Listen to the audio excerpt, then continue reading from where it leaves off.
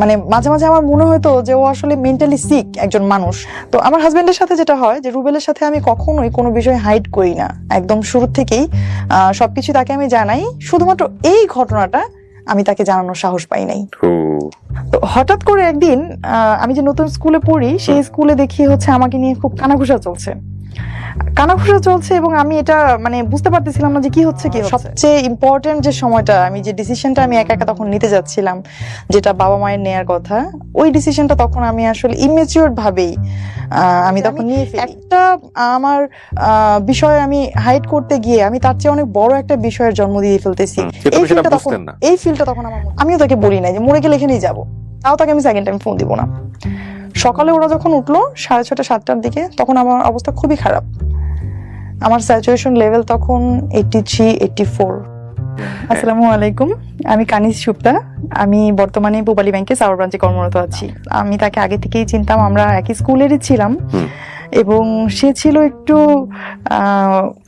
কি বলবো যে মানে তাকে দেখে সবাই ভয় পেত। সে স্কুলেই খুব মারামারি করতো, এলাকাতেও খুব মারামারি করতো এবং তাকে দেখে ভয় পেত সবাই।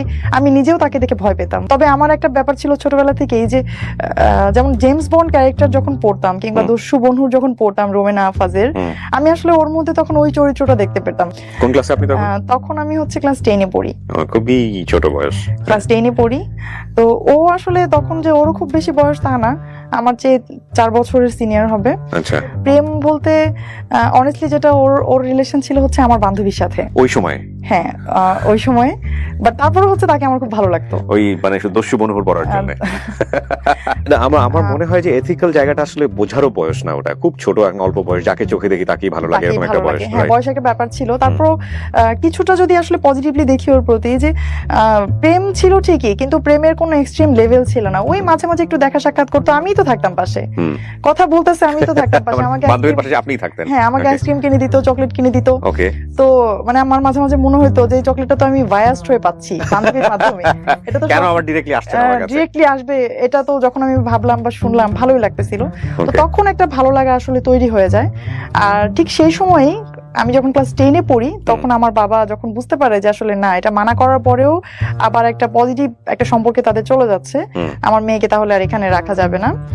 এমনিতেই হচ্ছে সাধারণত ক্লাস 10 এ কখনো স্কুল চেঞ্জ করা খুবই টাফ একটা ব্যাপার, রেজিস্ট্রেশন চেঞ্জ করার একটা ব্যাপার থাকে। তো তারপরেও আমার বাবা কি করলেন, আমার বাবা ওই স্কুল থেকে আমাকে নিয়ে গেলেন হচ্ছে অন্য একটা স্কুলে। মানে সেম স্কুলে ও পড়তো? হ্যাঁ, সেম স্কুলে ও ছিল। স্কুলে থাকে কিভাবে? স্কুলে না, সেম স্কুলে বলতে হচ্ছে ও আমার সিনিয়র, বাট আমার মাত্র এক ক্লাস উপরে পড়তো। ওরা তখন এসএসসি এক্সাম দিবে এরকম। ও আচ্ছা আচ্ছা, ঠিক আছে। বয়সের গ্যাপ আছে, বাট ক্লাস উপরে পড়তো। কিন্তু আপনার হচ্ছে যেটা বান্ধবী সরে গেল এটা জানার পরে নাকি? না, আসলে ওর সাথে শুধু বান্ধবী না, ওর সাথে স্কুলে অনেক মেয়েরই সম্পর্ক ছিল, সবই আস্তে আস্তে শেষ হয়ে গেছে। এটাকে আপনি কাট আপ করে দিয়েছেন নাকি? না, আমি কোনো কিছুই কাট আপ করি নাই। সম্পর্কগুলো এরকম যে 1 মাস 2 মাস থাকতো, তারপর হচ্ছে আবার শেষ হয়ে যেত। ওকে, এরকম। এটাও আপনার ভালো লাগতো? এটাও আমার ভালো লাগতো, আমি এগুলো সবই জানতাম। অন্য স্কুলে নিয়ে যাওয়ার পর এইটা ছিল হচ্ছে সত্যিকার অর্থে যে মনের ভেতর থেকে প্রেমের অনুভূতি, যেটা ডিস্টেন্স যখন তৈরি হয়ে গেল, আমি তাকে দেখছি না, তখন আমার মনে হচ্ছিল আমি তো এখন নাই। আমি স্কুলে থাকলে তো দেখতে পারতাম সে কার সাথে কথা বলছে, সে কার সাথে কি করছে, হ্যাঁ আমি সবকিছুই দেখতে পারতাম। আমি কিন্তু আসলে তখনও তার সাথে আমার কোনো প্রপোজাল দিয়ে যে প্রেম যেটা, সেটা হয় নাই।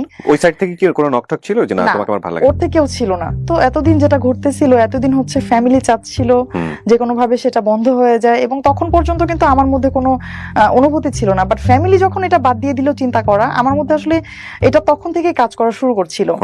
একটু খোঁজ খবর নিতাম, আমার বিভিন্ন ছেলে ফ্রেন্ড ক্লাসমেট যারা আছে, যারা ওইদিকে যেত, আগের স্কুলের স্টুডেন্টদের সাথে যাদের কম বেশি কথাবার্তা হয়, তাদের কাছ থেকে আমি খোঁজ নেওয়ার চেষ্টা করতাম। আমি শুনতাম যে সে নতুন হচ্ছে আমার বান্ধবীর পরেও হচ্ছে তার আরেকটা প্রেম হয়েছে এবং সে হচ্ছে ওই সম্পর্কের মধ্যে দিয়েই যাচ্ছে। এবং না, আমার আসলে আমার কোনো রকমই লাগতো না। সে তো প্রেম করবেই, সে তো প্রেম কুমার। হ্যাঁ, তখন বাই দ্য ওয়ে আমি একদিন একটা সুযোগ পাই যে আমার মামার মোটরসাইকেলটা নষ্ট হয়ে যায়। আমি যেদিন শুনি যে আমার মামার মোটরসাইকেলটা নষ্ট এবং আমাকে হচ্ছে হেঁটে যেতে হবে স্কুলে, এবং আমি আমার নানু বাসায় থাকতাম পরের স্কুলে পড়াকালীন সময়ে। তো আমি তখন কি করলাম, সকালবেলা আমি খুব দ্রুত একটা চিঠি লিখলাম, খুবই ছোট একটা চিঠি লিখলাম। কার কাছে? চিঠি লিখলাম হচ্ছে ওর উদ্দেশ্যে। ওকে, একটা চিঠি লিখলাম। তখন পর্যন্ত ও জানে না যে আপনি ওকে পছন্দ করেন? না, তখন পর্যন্ত ও জানতো না। এটাই হচ্ছে সত্যিকার অর্থে প্রথম আমার দিক থেকে তার দিকে যাওয়া কোনো ভাইবস। ওকে ফাইন, তারপর চিঠি লিখলেন? তো আমি তখন চিঠি লিখলাম। কি লিখেছিলেন মনে আছে? চিঠিটা আসলে হ্যাঁ মনে অবশ্যই আছে, কারণ জীবনে প্রথম আসলে এত আবেগ নিয়ে চিঠি। আমি পুরো চিঠিটা বর্ণনা করব না, চিঠিটা পুরোটা বর্ণনা করলে হয়তো 5-6 লাইন, বেশি না, বাট আমি জাস্ট থিমটা এরকম ছিল যে আমি তোমাকে অনেক ভালোবাসি। আমি এটা কখনো বুঝতে পারি নাই, তুমি হয়তো প্রশ্ন করবা যে আমি শুধু তুমি না, আপনি করে লিখছিলাম যে আপনি হয়তো প্রশ্ন করবেন যে আমি আপনাকে কেন স্কুলে থাকাকালীন সময় কেন কখনো বলি নাই। আসলে তখন আমার মধ্যে এই অনুভূতিটা তৈরি হয় নাই। আর আমি জানি আপনি এখন ওই যে মেয়েটার কথা আমি শুনেছি, ওইটার নাম মেনশন করলাম, ওই মেয়েটার ওনার নাম মেনশন করে বললাম যে আমি এখন জানি আপনি ওই আপুর সাথে আপনার একটা অ্যাফেয়ার আছে, আপনি কোনো সমস্যা নাই, আমি জাস্ট আপনাকে জানাইলাম যে আমি আপনাকে ভালোবাসি। Very interesting. আপনার পরিচয় বললেন?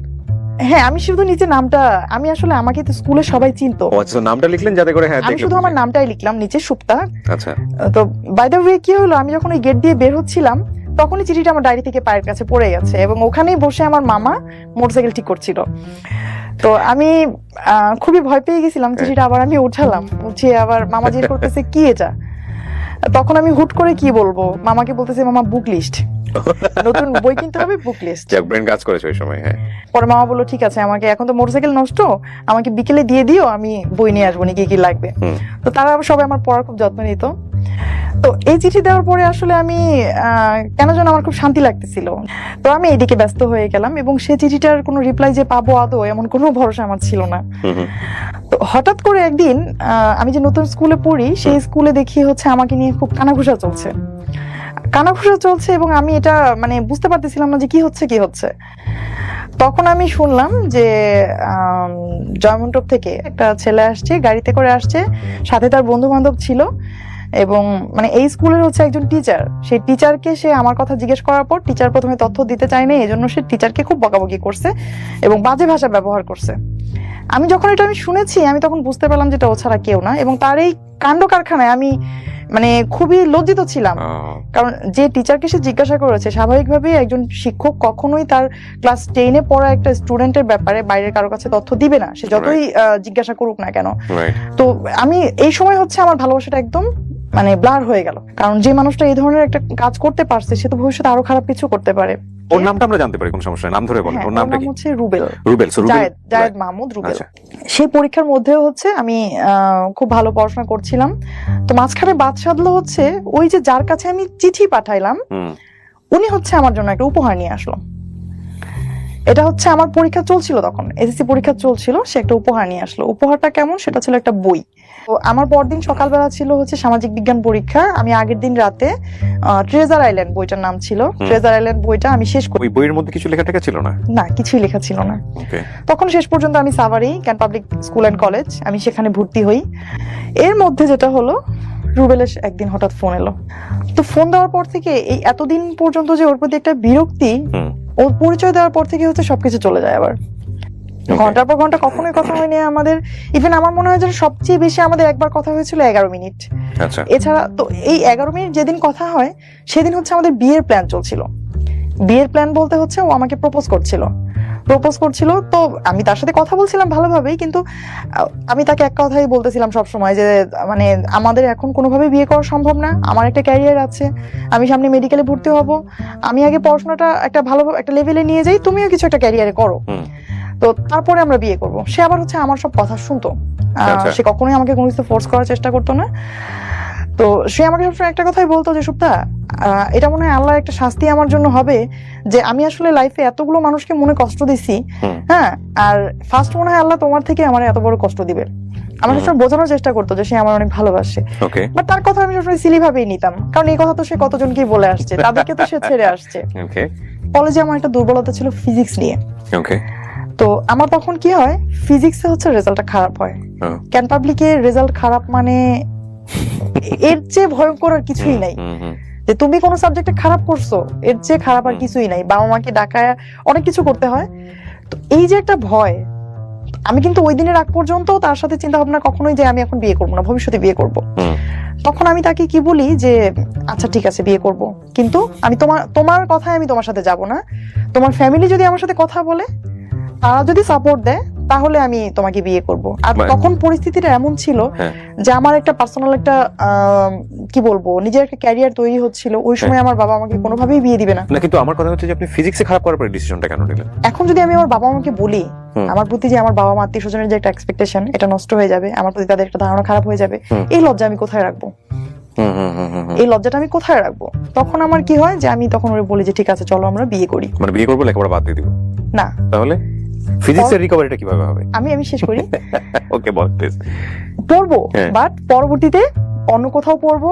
হ্যাঁ, অন্য কোথাও পড়বো, আরো ভালোভাবে। লাগলে আমি 1 ইয়ার গ্যাপ দিয়ে দিব, মানে তারপর আমি আমার বাবার সামনে দাঁড়াবো না। ফাইন। সো বিষয়টা এরকম ছিল যে আসলে এই ফিজিক্সের খারাপটা আসলে অন্য কোনো ভাবে ডাইভার্ট হবে শুধুমাত্র বিয়ের রিজনে, যে না আমি বিয়ে করে ফেলেছি, দ্যাটস ওয়াই আমি 1 বছর গ্যাপ, কিন্তু আসলে তো রিজন হচ্ছে ফিজিক্স। এক্স্যাক্টলি। এটা কিন্তু এখন পর্যন্ত মনে হয় এই প্রোগ্রামটা দেখার পরে আমার বাবা জানবে। এই ঘটনা কিন্তু আমার বাবা এখনো জানে না যে আমার সেই সময় ফার্স্ট ইয়ারের থেকে সেকেন্ড ইয়ারে ওঠার সময় আমি ফিজিক্সে একটা সাবজেক্টে আমি ফেল করি। ওকে, এটা আমার বাবা এখনো জানে না। ফিজিক্সে ফেল করে আপনি কেমিস্ট্রিতে ঢুকে গিয়েছেন। হ্যাঁ, তখন আমাদের মধ্যে খুব ভালো একটা কেমিস্ট্রি তৈরি হয়ে যাচ্ছিল। কিন্তু বিষয়টা আসলে কিন্তু সত্যি যে ওই সময়ের আগ পর্যন্ত তার সাথে যে কথা বলছিলাম, আমি ফোন দেওয়ার পর থেকে 1 মাস হয়ে গেছে প্রায় কথা বলছিলাম, আমার মধ্যে তখন একবারও কাজ করে নাই হ্যাঁ আমি বিয়ে করব। তখন আমার মধ্যে একটা ওই এরকম ভাব চলে আসছিল যে হলে হলো, না হলে না। আমরা বলি failure is the pillar of success. তো ওই সময় যেটা ছিল যে আসলে failure is the pillar of marriage. তখন এটা কিন্তু বাংলাদেশে অনেক মেয়েদের ক্ষেত্রে এটা হয়। হ্যাঁ, failure is the pillar of marriage. Okay, হ্যাঁ বলেন প্লিজ। কিন্তু আমি আসলে যদিও ফিজিক্সে খারাপ করেছি, এটা ও জানতো যে আমি ফিজিক্সের কারণে তোমাকে লাইফে নিচ্ছি, ওটা ফিজিক্স চেঞ্জ করতেছে? ও জানতো। ওকে। এর মধ্যে আবার ওকে বললাম যে তুমি এক কাজ করো, তুমি একটু আমার বাসায় একটা প্রপোজাল আবার পাঠিয়ে দেখো বাবা কি বলে। তখন ওদের বাসা থেকে সেকেন্ড টাইম একটা প্রপোজাল যায়, আমার বাবা ডিনাই করে দেয়। আর ডিনাই করার পর হচ্ছে তখন আমি আরো ভয় পেয়ে যাই যে কয়েকদিন পরেই তো আমার রেজাল্টের কথা জেনে যাবে, বিয়েটাও তো দিল না, এখন কি হবে? তখন আমরা সিদ্ধান্ত নিলাম যে হ্যাঁ আমরা বিয়ে করব। কিন্তু ওই যে কিছুক্ষণ আগে আমি বলছিলাম যে আমাদের বিয়েটা আসলে লাভ এবং ফ্যামিলি দুইটার কম্বিনেশন। কেন যে লাভটাও কিন্তু তখন খুব বেশি এক্সট্রিম লেভেলের তা না, মাত্র 1 মাস ধরে কথাবার্তা হচ্ছে আমাদের। আর ফ্যামিলি বললাম এই কারণে যে আমার বিয়েতে একটা পরিবার ছিল। তো তখন হচ্ছে ওর ভাই আমার সাথে আসে, ওর ভাই বলতে ওর বড় 2 ভাই। আমি কিন্তু ওর সাথে যাইনি। আমি যখন বাসা থেকে যেদিন বের হয়ে গেলাম এবং আমি যখন চলে গেলাম, এটা একটু ইন্টারেস্টিং, হুট করেই জাস্ট একদিন আগে আমার বার্থডে ছিল 2 তারিখ, মে মাসের 2 তারিখে আমার বার্থডে ছিল। তো বার্থডেতে আমি আমার বাড়িতে আসি, আসার পর আমি আমার মার কাছ থেকে আমার সার্টিফিকেট গুলো নিয়ে নিই। এতদিন পর্যন্ত কিন্তু সবকিছু আমার মায়ের কাছেই ছিল আলমারিতে। তা আমার তো ভেতরে একটা অপরাধবোধ কাজ করছিলই যে আমি চলে যাব, কিন্তু যাওয়ার পর তো আমার ফিউচারটাকে আমার সাজাতে হবে, আর সার্টিফিকেট গুলো আমার তখন জরুরি। আর আমার তখন একটা এরকম ছিল ভেতরে যে আমার যদি এরকম আমি চলে যাই, সেক্ষেত্রে হচ্ছে যে আমার বাবা মা কখনোই আমাকে আর মেনে নিবে না। আর এদিক থেকে ও প্রস্তুতি রেখেছিল যে না ঠিক আছে? হ্যাঁ, ও মেন্টালি প্রস্তুত ছিল এবং ও তার ফ্যামিলিকে জানাচ্ছিল এবং তার ফ্যামিলি সবাই খুব খুশি ছিল। তো যেটা হয়েছে যে আমি প্রথমে আমার মার কাছ থেকে এগুলো নিলাম, এবং সবসময় যে আমি বিদায় নেই, এবারে বিদায় নেওয়াটা ছিল একটু ভিন্ন রকম, কারণ ওরা জানতো না, আমি তো জানতাম যে আমি চলে যাচ্ছি। এটাই আমার বাসায় আমার শেষ দিন। তখন আমার ছোট ভাইটা জন্ম হয়েছে। ততদিনে আমার ছোট ভাইটা তখন ছোট, 4 বছর 4.5 বছর বয়স হবে ওর। তো আমি আমার ছোট ভাইকে খুব আদর করে ওকে হচ্ছে কিছু চকলেট কিনে দিয়ে আসি আসার সময়। ওকে অনেকক্ষণ ধরে আদর করি। তখন আমার আম্মু বলতেছে যে আবার না আসবা সামনের সপ্তাহে, এত দেরি করলে হবে, তাড়াতাড়ি যাও। আমাদের হচ্ছে সাভারে একটা জায়গায় আমার বাবা আমাকে থাকার অ্যারেঞ্জ করেছিল। ওখানে থেকে আপনি পড়তেন? আপনার ফ্যামিলি থাকতো মানিকগঞ্জে? আমার ফ্যামিলি মানিকগঞ্জে সিঙ্গারে থাকতো। তো আমি আবার প্রতি সপ্তাহে যেতাম সেখানে। ওই মাঝখানে 2-3 দিনে হচ্ছে এটা নিয়ে কথা হচ্ছিল যে কোথায় কি করব, এবং আমি সবসময় বলতেছিলাম যে দেখো আমি 1 কাপড়ে আসবো, হ্যাঁ তুমি কিছু করো না, আমি যদি কোনো কিছু এইভাবে নিয়ে আসি বাসা থেকে, তাহলে সবাই বলবে যে আমি আমার এই টাকা পয়সা দিয়ে বা আমার অর্নামেন্টস সেল করে তুমি হচ্ছে তোমার মতো করে চলতেছো। ও তখন বলছে হ্যাঁ ঠিক আছে, তোমার কিছু আনতে হবে না, শুধু তুমি আসো। তখন হচ্ছে যে সে আমাকে বলার পর এটা একটা মজার ব্যাপার যে আমি বড় একটা ব্যাগ গোছাই, ব্যাগ বোঝাই বড় কেমন, ব্যাগ ভর্তি হচ্ছে আমার যত গল্পের বই উপন্যাস যত কিছু আমার আছে, যাদেরকে আমি খুব ভালোবাসি পরিবারের মতোই। আমি সেই ব্যাগ ভর্তি করে আমার একাডেমিক বই, গল্পের বই সবকিছু সার্টিফিকেট নিয়ে যাই। ইন এ ওয়ান ড্রেস, আমি যে ড্রেসটা পরেছিলাম তখন ও আর আমার শ্রদ্ধেয় বড় দুই ভাসুর আছেন আমার, তারা দুজন, এই তিনজন এবং ওর আপন মামা, তারা তিনজন আসেন। এসে হচ্ছে তখন আমার বাসার সামনে এসে গাড়ি রাখেন। আমি সাভারে যে বাসায় থাকতাম, আর ওই যে ফ্ল্যাটে যাদের সাথে আমি থাকতাম ওই ভাবি তখন বেডরুমে ঘুমাচ্ছিলেন, আর রুবেল তখন জাস্ট ফ্ল্যাটে ঢুকে আমার যে ব্যাগটা ছিল ওটা তো আমি ক্যারি করতে পারতাম না, অনেক ওয়েট ছিল, বড় ব্যাগ। তখন সে শুধু ওই ব্যাগটা নিয়ে ও নিচে চলে যায়, আর আমি আমার মতো অ্যাজ ইউজুয়াল যেভাবে বের হওয়ার কথা ওইভাবে আমি বের হয়ে চলে যাই, একদম সিম্পলি। হাতে শুধু ফোনটা ছিল। তখন হচ্ছে গাড়িতে ওঠার পর ফোনটা আমি সুইচ অফ করে দিই।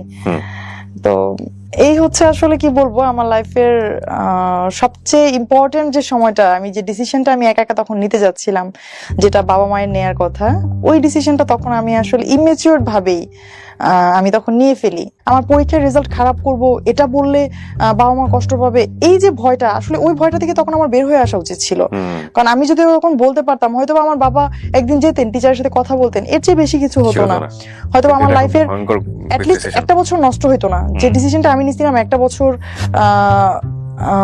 পরে আমি আবার নতুন কোনো ইয়েতে ভর্তি হব, সেখানে ভালো পড়াশোনা করব, এই ফিল্ডটা ঢাকে। বাট একটা ওই যে একটা কথা আছে না, যে জ্বলন্ত চুলা থেকে গরম তেলের মধ্যে লাফ দেয়া, বা গরম তেল থেকে জ্বলন্ত চুলায় লাফ দেয়া, এরকম একটা ব্যাপার ছিল যে আমি একটা আমার বিষয় আমি হাইড করতে গিয়ে আমি তার চেয়ে অনেক বড় একটা বিষয়ের জন্ম দিয়ে ফেলতেছি। এই ফিল্ডটা তখন আমার মধ্যে ছিল না। তো যেটা হলো যে অ্যাজ ইউজুয়াল আমাদের বিয়ে হয়ে গেল কোর্টে, আর তখন আমার বয়স ছিল মাত্র 14+। ইন্টারে পড়ছেন আপনি, 14+ হওয়ার কথা না তো? হ্যাঁ, 14+ বললাম এই কারণে যে আমি হচ্ছে যখন স্কুলে ভর্তি হই সেটা ছিল আমার অনলি 3 ইয়ার্স, ক্লাস 1 এ ভর্তি হই যখন আমি। ও, সার্টিফিকেটও কি আপনার 14+ই ছিল? হ্যাঁ, সার্টিফিকেট আমার 14+ ছিল। আমাকে দেখে কেউ বুঝতো না, কারণ ছোটবেলা থেকে আমি একটু ওভাল কি ছিলাম, লম্বা ছিলাম, বুঝতো না। আর আমার ভাসুর আবার আরেকটা কাজ করেছিলেন, উনি একটা এফিডেভিট করেছিলেন আমার এইজের, যেটা হচ্ছে বয়স বাড়িয়ে, এবং 24 ছিল তখন এই যে সেটা ইয়াতে ওই এফিডেভিট অনুসারে। তখন আমাকে তখন খোঁজাখুঁজি চলছিল। আমি অলরেডি কিন্তু ওদের বাসায়, যে আমি কোর্ট থেকে অলরেডি বিয়ে করে চলে এসেছি, খোঁজাখুঁজি চলছিল, এবং আমি তো খুব ভয় পেয়ে গেছি। তারা আমার সাথে যতই যোগাযোগ করতে চেষ্টা করছিল, আমি কারোর সাথে কথা বলবো না, ফোনে আমি কারোর সাথে কথা বলবো না, যা কথা বলার তোমরা বলো। আমার হাজবেন্ডকে বলছিলাম যে যা কথা বলার তোমরা বলো, আমি কোনো কথা বলবো না। আমি কথা বললে তো আমাকে জিজ্ঞাসা করবে, যে এরকম কিছু করার আগে তো একবার বলতে পারতাম। তো তাদের সাথে হচ্ছে আমাদের ওই ঘটনার পর থেকে বাবা মার সাথে প্রায় 6 মান্থ আমার কোনো কথাবার্তা কোনো কিছুই হয় নাই, এবং আমার শ্বশুরবাড়িতেই হচ্ছে আমি ধীরে ধীরে অ্যাডজাস্টমেন্টে চলে যাই। আচ্ছা। এবং এরপর ফার্স্ট স্ট্রাগলটা যেখানে আসে, যাদেরকে আমি ডিপেন্ড করে আমি ওই বাড়িতে যাই, আমার ভাসুরা যারা আছেন তারা হ্যাপি যে ছোট ভাই বিয়ে করেছে, বউ পেয়েছি, এই পর্যন্তই তাদের দায়িত্ব। বাট আমার ফিউচার, আমার ক্যারিয়ার তৈরি কিন্তু তাদের দায়িত্বের মধ্যে পড়ে না। স্বাভাবিকভাবেই তারা কোনো কিছু না করলেও তাদেরকে ফোর্স করতে পারবো না। এদিকে তখন রুবেলও তো হচ্ছে কোনো আয় করতো না, স্বাভাবিকভাবেই একটা তখন দেখা যাচ্ছে খুব ছোট যদি কোনো নিডও হতো, যে 50 টাকা 100 টাকা নিডের কথা হলেও হচ্ছে কাউকে না কাউকে বলতে হতো যে এই জিনিসটা আমার লাগবে। তো এই জিনিসটা খুব আমার ভেতরে কাজ করতো, যে আমার নিজেকে খুব ছোট মনে হতো, যে কারণ এইরকম সিচুয়েশনে তো কখনো পড়ি নাই। ফার্স্ট টাইম ইউ রিয়ালাইজ না, রিয়েল লাইফটা রিয়ালাইজ করতেছেন তখন হচ্ছে প্রথম আমার মনে হলো যে না, আসলে তো এটা খুব জরুরি ছিল যে একটা কিছু করে একটা ফিনান্সিয়াল সাপোর্ট তৈরি করে বিয়েটা করা। ফার্স্ট ধাক্কাটা আসে হচ্ছে আমার পড়াশোনা নতুন করে শুরু করায়, কলেজ চেঞ্জ। যে আমাকে তো ওই কলেজে তো আমি আসলে নতুন করে পড়ার কোনো সুযোগ ছিল না, কারণ আপনি তো জানেন ক্যান পাবলিকে হচ্ছে ম্যারিড হলে হচ্ছে খুব টাফ। আর আমি যেহেতু আনম্যারিড অবস্থায় ভর্তি হয়েছিলাম, তারপর আমি পড়াশোনা করতে পারতাম হাইড করে, যদি হচ্ছে আমার ওই ফিল্ডটা না আসতো। এখন তো হচ্ছে আমার হাজবেন্ডকে আমি শো করতে পারবো না আমি যদি আনম্যারিড হয়ে ওখানে পড়াশোনা করতে যাই, আর বাবা মার সাথে তো কোনো সম্পর্কই নাই, সুতরাং আমি তো ক্যান পাবলিকে পড়তে পারবো না। তখন এনিহাউ আমি নতুন একটা কলেজে ভর্তির সিদ্ধান্ত নেই। সিদ্ধান্ত নেওয়ার পর তখন কলেজে ভর্তিতে আসলে খুব বেশি টাকা লাগতো না, বর্তমান সময়ের পরিপ্রেক্ষিতে খুব বেশি টাকা লাগতো না। বাট ওই টাকাটাই তখন ওই মুহূর্তে আমার জন্য খুব টাফ হয়ে গিয়েছিল, যে টাকাটা আমাকে কে দিবে। তখন হচ্ছে আমার ভাসুরদেরকে হচ্ছে আমার হাজবেন্ড বোঝায় যে ঠিক আছে, অ্যাটলিস্ট ওকে ইন্টারমিডিয়েট পর্যন্ত পড়াও, ইন্টারমিডিয়েটটা পাস করুক, তারপরে দরকার হলে ও একটা প্রাইমারিতে ঢুকে যাবে বা কোথাও ঢুকে যাবে। তো তখন পর্যন্ত আমার ভাসুররা ওই হ্যাঁ নার মধ্যেই ছিল, যে পড়বে কি পড়বে না। আসলে গ্রামে একান্নবর্তী পরিবার, তারা চায় একটা বউ, তারা তো কলেজের ছাত্রী চায় না। এটা খুব স্বাভাবিক যে তাদের দরকার বউ, তো বউ পড়াশোনা করবে, এটা আসলে তাদের জন্য খুব অনেক দূরের চিন্তা। আর এটা আমাদের গ্রামে কখনো হয়ও না যে একটা বাড়ির বউ পড়াশোনা করে, কারণ মেয়েরাই পড়াশোনা করে না কেউ ভালোভাবে ওই সময়ে। এই জায়গাটা থেকে হচ্ছে আমার আশেপাশে পরিচিত যারা ছিল, এক কথায় আমি যাদের কাছে মধ্যমণি হয়েছিলাম একটা সময়, আত্মীয় স্বজন পাড়া প্রতিবেশী সবাই হচ্ছে তখন আমার হাজবেন্ড সম্পর্কে কিছু ব্যাড কমেন্টস করতো হচ্ছে যে ওদের সম্পর্কটা থাকবে না এবং ওই ছেলের সাথে কোনোভাবেই ও অ্যাডজাস্ট করতে পারবে না এবং তার ক্যারিয়ারটা শেষ হয়ে গেল, এই ধরনের বিভিন্ন কথাবার্তা বলতো, যেটা হচ্ছে ওকে খুব কষ্ট দিত। বাট আমার অভিজ্ঞতাটা তখন ধীরে ধীরে চেঞ্জ হচ্ছিল। এইরকম যে প্রেমিক হিসেবে সে যতটুকু খারাপ, একজন হাজবেন্ড হিসেবে সে তার চেয়ে শতগুণ ভালো। এটা আপনার মনে হয় ফিলিং, এবং আমার আস্তে আস্তে তখন ফিলিংটা আমার এরকম হচ্ছিল। এটা ও প্রুফ করার চেষ্টা করছিল একদম ইনস্ট্যান্ট। আমাদের বিয়ের দিন থেকে আমি যেটা দেখেছি, সে হচ্ছে টোটালি চেঞ্জ একজন মানুষ। আমি আগে যাকে চিনতাম এই রুবেল সেই রুবেল না। যে আমার শ্বশুরবাড়িতে হচ্ছে অনেক বড় উঠান ছিল এবং তখন পর্যন্ত কোনো কাজের লোক ছিল না, আর ওই কাজগুলো হচ্ছে বাড়িতেই যারা ফ্যামিলি মেম্বার তাদেরকেই করতে হতো। তো এটা হচ্ছে আমার বাড়িতে প্রায় 24 জন ফ্যামিলি মেম্বার ছিল ওই সময় আমার শ্বশুর বাড়িতে, এবং এদের যে রান্না বাড়ার একটা ব্যাপার, এদের খাবারের পর হচ্ছে থালাবাটি ধোয়ার একটা ব্যাপার, এগুলো কিন্তু অনেক বড় প্রেশারের একটা বিষয় এবং এগুলো সব নিজেরাই করতে হতো। ওই সময় কিছুদিন কাজের লোক ছিল না। তো যেটা হয়েছে যে এগুলো করতে গেলে তো স্বাভাবিকভাবে আমার পড়াশোনা হবে না। তখন কি ও পড়াশোনা মোটামুটি কি বন্ধ করে দিয়েছে? একদম ও পড়াশোনা বন্ধ করে দিয়েছে। ইন্টার থাকতেই মোটামুটি ড্রপ করে ফেললো নাকি? না, এসএসসির পরেই ও আর পড়াশোনা করতে পারেনি আমার জন্যই। তাহলে চিন্তা করে দেখেন, এখানে একটা ভয়ঙ্কর রকমের ডাইমেনশন আছে। সেটা হলো যে সে এসএসসির পরে পড়েনি, এরকম একটা সময় সে বিয়ে করেছে। এই বাসাতে পড়াশোনার কালচারটা মেয়েদের ক্ষেত্রে সাধারণত বাংলাদেশের সামাজিকতা যেরকম হয় গ্রাম বাংলাতে ওরকমই, যে বাড়ির বউ এত পড়াশোনা করে কি করবে। আবার এখানে আরেকটা কমপ্লেক্সিটি গ্রো করার একটা ব্যাপার আছে, সেটা হচ্ছে হাজবেন্ড এসএসসির পরে পড়াশোনা করছে না, মেয়ে তখন ইন্টারমিডিয়েটে পড়ছে এবং তাকে আবার ইকোনমিকের একটা ব্যাপার স্যাপার আছে যে সে যে সায়েন্সে পড়তো, সে সায়েন্সের সাবজেক্টগুলো প্রাইভেট পড়াতে পারবে না। সো পড়াশোনা বন্ধ হয়ে যাওয়ার জন্য যতগুলো রাস্তা ওপেন থাকার দরকার এখানে সবকিছু ওপেন আছে, কিন্তু ঘটনা কি ঘটেছে সেটা খুব ইন্টারেস্টিং। এবং আপনারা কিছুটা বুঝতেই পারছেন, কারণ উনি এখন পূবালী ব্যাংকে আছে, তার মানে উনি নিশ্চয়ই পড়াশোনা করেছে। গল্প আমাদের শেখানো না, গল্প আরো অন্য জায়গাতে, একটু মনোযোগ দিয়ে শুনতে হবে। বলেন প্লিজ। এবং বিয়ের পরে যে ফিনান্সিয়ালি ক্রাইসিসটা চলে আসে, তখন এমন একটা পর্যায়ে চলে আসে যে হয় হচ্ছে ওর এসএসসি পরীক্ষার এক্সামগুলোতে অ্যাটেন্ড করার জন্য টাকা জমা দিতে হবে, অথবা আমার কলেজে ভর্তি হতে হবে। সে বলে যে দেখো আমি তো ভালো স্টুডেন্ট না বেশি, আমি হয়তো পড়াশোনা করব কোনো রকম, আমার পড়াশোনাটা চলতে থাকবে, বাট তুমি তো ভালো স্টুডেন্ট, তুমি তোমার পড়াশোনাটা চালায় যাও। তখন সে আমার জন্য এই স্যাক্রিফাইসটা করে যে সে পড়াশোনা না করে সে আমার জন্য পড়াশোনার একটা অপরচুনিটি তৈরি করে দেয়। অথচ সে কিন্তু এটা বলতে পারতো, বা আমিও তাকে বলেছিলাম যে একটা কাজ করো, যে তুমি এসএসসিটা করো, আমি দরকার হয় একটা বছর আমি ওয়েস্ট করি, একসাথে আমরা কলেজে ভর্তি হব, ততদিন একটা ফিনান্সিয়ালি একটা সাপোর্ট আসতে পারে, এরকম প্রপোজ আমি তাকে করেছিলাম। বাট সে আমাকে বলছে না, আমি চাই না তোমার লাইফের সময় নষ্ট হোক, সে আমাকে এরকম বলতো। তো আমার হাজবেন্ড যেটা করতো, আমার যাতে কোনো ঝামেলা না হয় এবং আমাকে যেন কেউ পড়াশোনার জন্য বলতে না পারে যে ও কলেজে গেছে, এজন্য হচ্ছে আমরা বাড়িতে এই কাজটা হয় নাই। ও কি করতো, অন্ধকার থাকতে ফজরের আজানের আগে যখন কেউ উঠতো না, তখন উঠে সে হচ্ছে ওই উঠানটা ঝাড়ু দিত, পুরো উঠানটা। আমার হাজবেন্ড যে হচ্ছে সারা জীবন স্কুলে মেয়েদের পেছনে ঘুরেছে, যে হচ্ছে স্টেজে গান গেয়েছে, হ্যাঁ মারামারি করেছে, মানুষ তাকে দেখে ভয় পেত, সে এইরকম কাজ করতো আমার জন্য, যে কেউ দেখার আগে, যখন কেউ না দেখতো তখন হচ্ছে সে পুরো উঠানটা ঝাড়ু দিত। এবং সেই উঠানটাও কিন্তু অনেক বড়, প্রায় 45% জায়গার উপর আমাদের বাড়ি, চতুর্দিকে দোতলা এবং মাঝখানে অনেক বড় উঠান, এবং সেই উঠানটা অনেক বড়। এক কথাই সেই উঠানটা 1.5 বিঘার কাছাকাছি। এই উঠানটা ঝাড়ু দিতেও প্রায় 25 থেকে 30 মিনিট লেগে যায় স্পিডে ঝাড়ু দিলেও। তো সেই কাজটা সে করতো, আসলে অনেকটা স্কুলের মতোই দেখতে, চতুর্দিক থেকে দোতলা, হ্যাঁ চতুর্দিকে, এবং ডিজাইনটা অনেকটা স্কুলের মতোই, যে কোনো রুমের সাথেই কোনো অ্যাটাচড বাথরুম নাই, একদম প্রত্যেকটা লাইনের শেষে হচ্ছে ওয়াশরুম, পুরোনো আমলে জমিদার বাড়ির মতো একটা। তো ওদের কিন্তু ফ্যামিলি ওয়েলদি ছিল, 1.5 বিঘা জমির উপর বাড়ি হলে ওয়েলদি হওয়ার কথা, এবং গ্রাম অঞ্চলে। কিন্তু ও হচ্ছে স্যাক্রিফাইস গুলো করতো, কারণ হচ্ছে ওর পার্সোনাল কোনো ইনকাম ছিল না, এটা ওর মধ্যে খুব কাজ করতো যে এটা নিয়ে যেন কেউ কিছু কখনো বলতে না পারে। তো সে যখন ওই উঠানটা ঝাড়ু দিত, এমনও হয়েছে কখনো যে আমি ঘুমিয়ে আছি, আমি জানি না সে যে উঠান ঝাড়ু দিচ্ছে, আমি জানি না। তো সে হচ্ছে এগুলো করতো, করে সকালে যদি কেউ জিজ্ঞেস করতো কে করছে, বলতো যে সুপ্তা কলেজে যাওয়ার আগে এগুলো সব শেষ করে গেছে।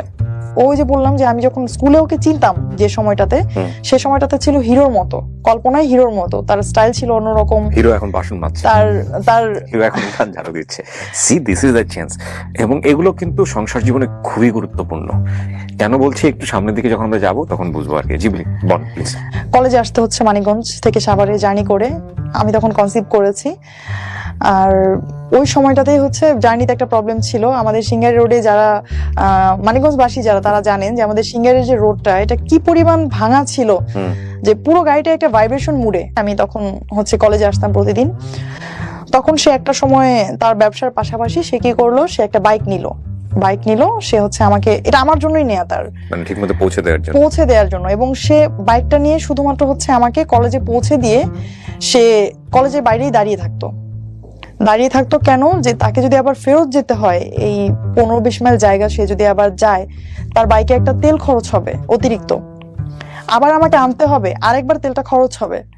তখন সে কি করতো, ওইখানেই বসে থাকতো। তার কিন্তু নিজেরও তখন একটু ব্যবসা শুরু হয়েছে, সে ওইখানেও তার প্রচুর থাকা দরকার, তার কোনো কর্মচারী ছিল না, সবাই জানতো, কিন্তু ও হচ্ছে কখনো ফিজিক্যালি কারোর সাথে পরিচয় হতো না। এটা একদম মানে আমার আরো খারাপ লাগতো যে আমার কোনো বান্ধবী, বন্ধু, কোনো টিচার, কারোর সাথে তুমি কেন পরিচয় হও না। ওর একই কথা যে তুমি দয়া করে আমাকে কারোর সঙ্গে পরিচয় করাই দিবা না, পরিচয় করার যখন সময় হবে তখন আমিই বলবো হ্যাঁ আমাকে তুমি পরিচয় করাই দাও। তো সে তখনও যাইতো না। দেখা যাচ্ছে আমার টিচারও দাঁড়ায় আছে, সে দূরে দাঁড়ায় আছে, আমি তার সামনে কথা বলতাম না, কারণ হচ্ছে যে মানা করছিল যে তাকে যেন আমি কারোর সামনে প্রেজেন্ট না করি। টিচারটা চলে যাচ্ছে, তারপর আমি আবার তার বাইকে চলে যেতাম। মানে জাস্ট একটা গাছের তলায় মেইন রোডের পাড়ে সারাদিন গাড়ি যাচ্ছে, ধুলো যাচ্ছে, সে ওখানেই বসে আছে। আমি তাকে বলতাম মাঝে মাঝে যে পাশে নদী আছে, তুমি তো একটু ওদিকে ঘুরে আসলেও পারো। তো সে বলতো না, আমার ঘুরতে ভালো লাগে না, আমার বসে থাকতে ভালো লাগে। একটা মানুষ, আপনি চিন্তা করেন আপনি কতক্ষণ বসে থাকতে পারবেন, কয়দিন বসে থাকতে পারবেন। সে আমার প্রেগনেন্সির পুরো সময়টা সে হচ্ছে ওখানে বসে থাকতো। ইভেন বিলিভ করবেন না, একদম ছোট একটা বাচ্চাদের মতো, যে একটা মা যেমন তার সন্তানের পেন্সিল আছে কিনা, রাবার আছে কিনা, প্লে নার্সারিতে পড়ুয়া একটা বাচ্চার খেয়াল রাখে, ওই বাচ্চার কিন্তু কোনোদিন এটা ভাবতে হয় না আমার পেন্সিল নাই, আমার কলম নাই। ইভেন স্টিল আমি যখন সেই সময়টাতে পড়াশোনা করতাম, আমার কোনোদিন এটা মানে ওকে বলতে হয় নাই যে আমার একটা পেন্সিল লাগবে, একটা জ্যামিতি বক্স লাগবে, একটা খাতা লাগবে। সে সবকিছু চেক করে সময়ের আগে সে সবকিছু নিয়ে আসতো আমার জন্য। তো আমার হাজবেন্ড হচ্ছে আমাকে কখনো পরীক্ষার হল থেকে বের হয়ে কখনো জিজ্ঞেস করতো না আমাকে যে তোমার এক্সাম কেমন হয়েছে। আমি ওকে বলতাম যে আমি যে পরীক্ষা দিচ্ছি তোমার তো কোনো ফিল নাই। পরে বলতেছে কেন? আমি বলি আমি ফেল করলেও তোমার কিছু আসা যায় না, পাশ করলেও কিছু আসা যায় না। পরে বলে এরকম কেন বলতেছো? পরে আমি বলি যে এই যে আমি পরীক্ষা দিয়ে বের হই, তোমার কি কখনো মানে জানতে ইচ্ছা হয় না যে আমার পরীক্ষাটা কেমন হয়েছে? তখন সে আমার উত্তর দিল একদিন যে কষ্ট তো আমি করছি, এজন্য আমি জানি ফলাফল ভালো হবে। আমার ছেলেটার জন্য মা ছিলাম আমরা দুইজনই ধরতে গেলে। আমি হচ্ছে ওর বায়োলজিক্যাল মা, আর আমার হাজবেন্ড ছিল হচ্ছে ওর মেন্টালি বা ফিজিক্যালি বাবা। ও আসলে মায়ের দায়িত্বটাই পালন করতো, যে ওকে খাওয়ানো থেকে শুরু করে ওর যে ক্লিনিং এর একটা ব্যাপার থাকে, ওকে গোসল করানো থেকে শুরু করে। এখন হয়তো অডিয়েন্সরা অনেকেই ভাবতে পারে যে ও হয়তো কিছু করতো না এই জন্য এটা করছে, আসলে তখন কিন্তু ও কিছু করতো। ওর নিজের বিজনেস দাঁড়িয়ে গেছে এবং সেখানে ওকে, ওর বিজনেস বলতে হচ্ছে ওর একটা খামার ছিল, এবং সেই খামারেও কিন্তু ওকে অনেক পরিশ্রম করতে হতো। প্রচুর পরিশ্রম করতে হয়। প্রচুর পরিশ্রম ছিল। ওর একটা মুরগির খামার ছিল, প্রচুর পরিশ্রম করতে, প্রায় 2500 মুরগির একটা খামার ছিল, এবং 2500 মুরগির টেক কেয়ার ও একা করতো। ওর কোনো হেল্পিং হ্যান্ড ছিল না। মানে পুরোটাই প্যারাডাইম শিফট বলে যেটাকে, মানে ইউটার্ন নেয়া, যে এরকম মানে শীষ দেওয়া রোমিও যার অনেকগুলো ব্যাকগ্রাউন্ড, ওখান থেকে পুরোপুরি একদম মানে 100% টার্ন করে একেবারে ফ্যামিলি ম্যান মানে কি, মানে একদম এ ক্লাস পাওয়া ফ্যামিলি ম্যান, যদি ওনার কথা আমরা বিলিভ করি। ওকে বলেন তারপর। মানে মাঝে মাঝে আমার মনে হতো যে ও আসলে মেন্টালি সিক একজন মানুষ, তা না হলে আসলে এইভাবে কেউ বাচ্চার টেক কেয়ার করতে পারে না। মানে বাচ্চার ব্যাপারে সে এত বেশি কনসাস ছিল যে বাইরে কেউ আসলে সে বাচ্চাকে মানে তার কোলে দিতে ইতস্তত বোধ করা, যে দেখা যাচ্ছে আত্মীয় স্বজন আসছে, বা গ্রামে তো এরকম থাকে যে ছোট বাচ্চাকে কেউ কোলে নিচ্ছে বা আসছে, সে দিত না। আবার সে আরেকটা কাজ করতো, যে আমি যখন হসপিটাল থেকে আমাকে বাসায় নেওয়া হয় বাচ্চার বার্থের পর, তো ওই অবস্থায় তো আসলে ছেলে মানুষ সাধারণত বাচ্চাদেরকে কোলেই নিতে একটু মানে হিমশিম খেয়ে যায়। তো আর এমনিতে তো ন্যাচারালি গ্রামে একটা বিলিফ থেকে যায় যে 40 দিন পর্যন্ত বাচ্চাকে কোথাও বের করা হয় না। আর সে যেটা করতো, ওই হসপিটাল থেকে আনার 2-1 দিন পরে, অর্থাৎ আমার বাচ্চার বয়স যখন 7 থেকে 8 দিন, তখন সে আমার বাচ্চাকে নিয়ে ঘুরতে যেত বাইরে। সে কোলে করে ড্রেস পরিয়ে সে ঘুরতে নিয়ে যেত বাইরে, এবং বাইরে সবাইকে নিয়ে দেখাতো যেটা আমার ছেলে। ডেকে ডেকে যেটা কিন্তু ওই দেখাতো। বয়সে একটা লজ্জা পাওয়ার ব্যাপার। এক্স্যাক্টলি, আমি এটাই বলতেছি যে সাধারণত এতটুকু মানুষ বাবা হয়েছে, এটা তো আসলে সে আরো একটু হাইড করে রাখে Hide করার স্বাভাবিকভাবে। তখন হচ্ছে আমি আইনে ভর্তি হই। Law-তে? হ্যাঁ, আমি লতে অনার্স করার জন্য ভর্তি হই হচ্ছে প্রাইম বিশ্ববিদ্যালয়ে। ওকে, আমি বাসায় না থাকলে সে টেক কেয়ার করতো। আবার বেশিরভাগ সময় হচ্ছে আমার বাচ্চাটাকে যেটা করতাম অনার্সে পড়াকালীন সময়ে, যে আমার বাবার বাড়িতে তখন একটু একটু সম্পর্ক ভালো হয়েছে তাদের সাথে, যে তাদের কাছে আমার বাচ্চাটাকে আমি দিয়ে আসতাম সকালবেলা আমার ইউনিভার্সিটিতে যাওয়ার পথেই। আমি তখনও সেই মানিকগঞ্জ থেকেই মিরপুরে এসে ক্লাস করতাম প্রতিদিন। প্রাইম ইউনিভার্সিটিতে। মানে আমার জার্নির সময়টা আসলে শেষ হয় নাই, জার্নিটা চলছেই। মাঝে মাঝে এমন হয়েছে যে বাসে আমি আসছি, আসার আগে আমি আমার বাবার বাড়িতে কাউকে ফোন করে বললাম যে আমি আসতেছি, তোমরা একটু স্ট্যান্ডে দাঁড়াও, আমার ক্লাসে লেট হয়ে যাবে। ওরা হচ্ছে আসতো স্ট্যান্ডে এবং ওই জানলা দিয়ে হচ্ছে আমি আমার বাচ্চাটাকে নামিয়ে দিতাম। এটা এই দৃশ্যের অনেকেই সাক্ষী, আমাদের এলাকায় যারা আছে তারা সবাই হচ্ছে আমার ছেলেটাকে নিয়ে হাসাহাসি করতো যে ও তো হচ্ছে জীবনে যতবার মানে ঘরে ঢুকেছে তার চেয়ে বেশিবারও হচ্ছে বাসের জানলা দিয়ে নামা ওঠা করছে। But you never give up. একটা মানে মজার বিষয় হচ্ছে যে এত স্ট্রাগলের মধ্য দিয়েও এই ভদ্র মহিলা কোনো গিভ আপ করেন নাই নিজেকে, যে না আমি ঠিক আছে বাচ্চা হয়েছে কিন্তু আমি লেখাপড়া থেকে সরে যাবো, বাট নট লাইক দিস, লেখাপড়া থেকে সরে নাই। এবং নিশ্চয়ই লাইফে একটা এম ছিল। লতে পড়ছিলেন কেন আপনি? জি, আমি আইন বিষয়ে পড়াশোনা করছিলাম হচ্ছে, আমি সবসময় বিচারক হওয়ার স্বপ্ন দেখতাম, আমি এখনো দেখি সেটা। ওকে, ফাইন, লেটস কন্টিনিউ। তারপর ওকে, আমার একটা কোশ্চেন চলে আসছে, মানে কোশ্চেনের অ্যান্সারটা তো সবারই জানা। দেখেন আপনার হাজবেন্ড ইন্টারমিডিয়েট পাস করে নাই, এসএসসিও করেনি, এসএসসিও পাস করে নাই, সে আপনাকে এতদূর পর্যন্ত পড়তে দিল? এটা আমাদের সামাজিকতার জায়গা থেকে এই প্রশ্নটা কখনো কোনো কোশ্চেন করেনি নাকি ইন্সপায়ার করেছে? আমার হাজবেন্ড আসলে শুরু থেকে যেটা করেছে যে ও আমার জন্য সবসময় ইন্সপিরেশন ছিল, সব সময়। আমার কখনো কোনো একটা মুহূর্তের জন্য মনে হয় নাই যে ও আমাকে কোনো একটা জায়গা থেকে একটু একটা ইনফেরিয়রিটি কমপ্লেক্স হবে না, যে ভোগে না, অনেকে কিন্তু ভোগে। আমাদের সমাজটা কেমন, আমাদের সমাজে বিয়ে করতে গেলেও দেখা হয় যে ওয়াইফের উচ্চতা হাজবেন্ডের উচ্চতা থেকে কম কিনা, যদি এটাও একটু বড় হয়ে যায় ওটাকে স্বাভাবিক চোখে দেখা হয় না। এবং এটা শুধু গেল চোখের দেখা। আপনি যদি আসেন এবার এই পড়াশোনা বা ক্যারিয়ার, এমন একটা জব করছে হাজবেন্ড যেটাতে হাজবেন্ড কম ইনকাম করে ওয়াইফের জায়গা থেকে, কিংবা আপনার এডুকেশনের দিক থেকে হচ্ছে ওয়াইফের চেয়ে পেছানো, এই বিষয়গুলো কিন্তু আমাদের সামাজিক দৃষ্টিকোণ থেকে অনেক বড় ব্যাপার, এবং সংসারও কিন্তু অনেক ধরনের কমপ্লেক্সিটি গ্রো করে। আপনার ক্ষেত্রে এরকম কোনো কিছু হয় নাই? আসলে আমাদের ক্ষেত্রে কখনো এরকম কেন হয়নি যে ওই যে পড়াশোনা না করার যে বিষয়টা ওর, এটা হচ্ছে ও বলতে হয়তো বা কখনো কখনো ফিল করতো এরকম যে কারোর সামনে বলবা না, এই সেম প্রশ্নটা আমি ওনাকেও করব, ওনার অ্যানসারটা আমি নিয়ে নেই, দেখি উনি কি বলেন। কারোর সামনে বলবা না, বাট আমি যেটা করি একদম শুরু থেকে এখন পর্যন্ত খুব গর্ব করে বলি আমার হাজবেন্ড পড়াশোনা করে নাই। কারণ আমি এরকম আমার অনেক বান্ধবীদেরকে দেখেছি যাদের হাজবেন্ড মাস্টার্স পাস এবং অনার্স শেষ করে ওদের বিয়ে হয়েছে, ওদের হাজবেন্ড হচ্ছে ওদেরকে পড়তে দেয় নাই। পূবালী ব্যাংকে আমি যখন জয়েন করলাম, ও যেটা বলছিলাম যে এর মধ্যে আমি 4টা ব্যাংকে পরীক্ষা দেই আর হচ্ছে আরেকটা জুডিশিয়ারিতে পরীক্ষা দিই।